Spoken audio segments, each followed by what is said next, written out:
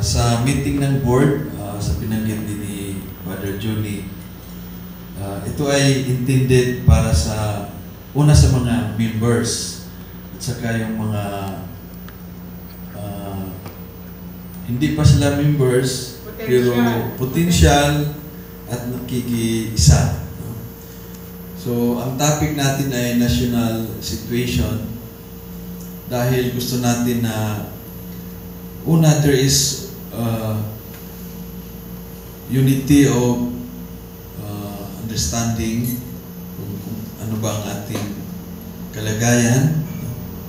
Siyempre, ang ating tugon sa mga problema depende kung paano natin naunawaan at inintindi ang mga kalagayan. Pero we come from the point of view na tayo ay Anawi mission. Na tayo ay binuo upang sama-sama, regardless of our faith, backgrounds, affiliations, Katoliko ka man, Protestante, o walang relihiyon, pero tayo ay nagsama-sama. Ang commitment natin ay tumugon sa problema ng taong bayan. So, upang makatugon tayo sa problema ng taong bayan, kailangan may idea tayo kung ano ang nangyayari sa ating bayan. Kaya, it explains our topic.